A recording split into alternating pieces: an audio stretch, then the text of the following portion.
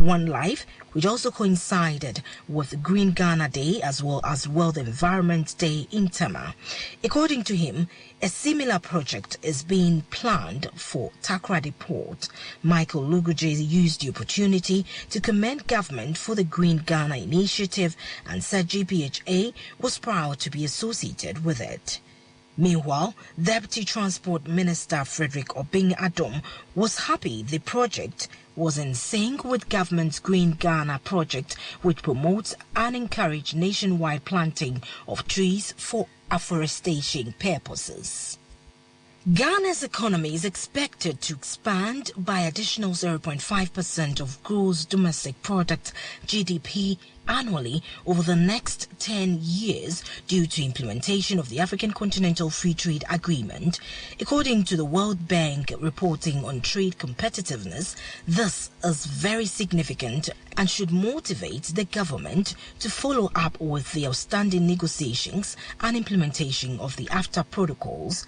According to the report, the recent entry into force of the African Continental Free Trade Area Agreement offers significant opportunities to Ghana to expand and diversify exports. The report also expressed satisfaction that Ghana has strengthened its comparative advantage as a regional business hub, which can be leveraged for more diversified trade and economic transformation. Therefore, it continues to make progress in terms of transport logistics, expansion and improvement of critical infrastructure such as the seaport and air transport services. The report, however, cautioned that the vulnerability of countries' economy to external shocks was evidenced by the collapse in crude oil prices during the COVID-19 pandemic, despite the economy benefiting significantly when primary commodity prices increased. If you just join us, you're listening to Maritime and Port News. Port congestions should ease next year as new container vessels are delivered and demand from shippers softening from pandemic highs, but not enough to restore global supply chain flows to where they were before COVID.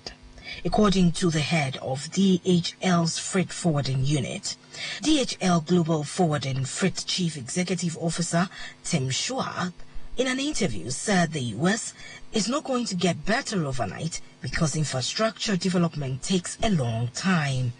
Coronavirus outbreak and related restrictions led to a shortage of workers and truckers at several major ports around the world last year, slowing the movement of goods in and out of freight hubs and pushing container shipping rate to a record high. Spot rate to Los Angeles from China jumped more than eightfold to as high as $12,424 in September from the end of 2019. While the situation has eased in most places as workers return, there is a further stress on the supply chain.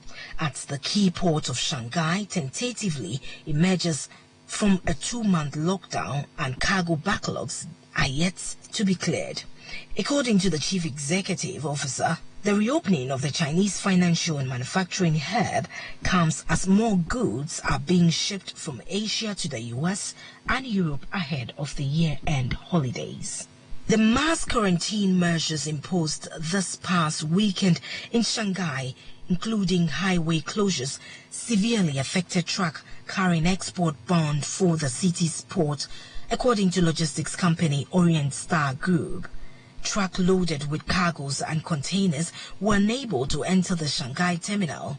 The port of Ningbo, which became the alternative port destination, is now showing an increase in congestion since COVID cases kept showing up in certain Shanghai districts.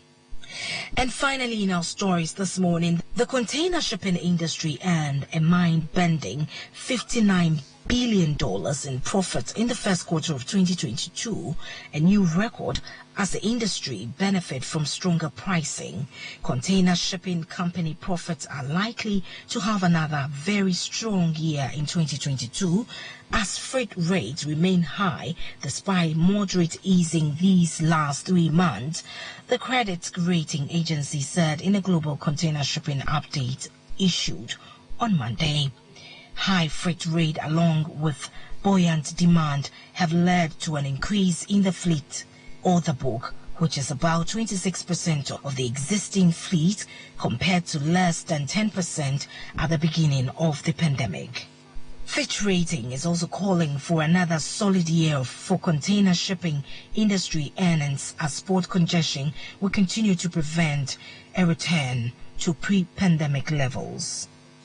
So that will be all for this morning's edition of Maritime and Port News, proudly sponsored by the Ghana Shippers Authority. They provide you with the best in oil shipping solutions. Contact them at the Shippers House in Accra. I am Nanisi Boateng, producer, Kwikwa Boje. Have a great day.